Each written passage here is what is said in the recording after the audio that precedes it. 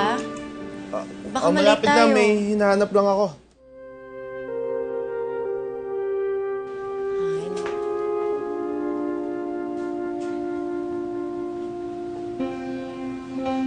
Ano ibig sabihin nito? Bakit meron kang contraceptives?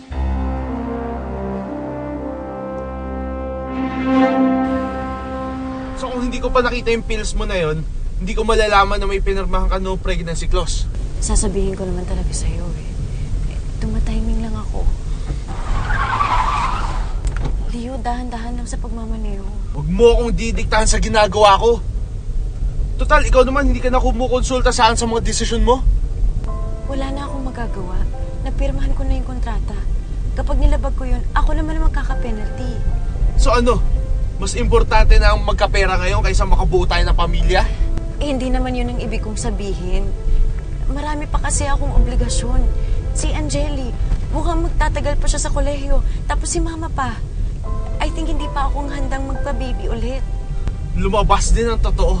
Ayaw mong magkaanak. Gusto ko. Leo, gustong-gusto ko. Eh, hindi lang muna ngayon. Ang hinihingi ko lang sa'yo ay konting panahon.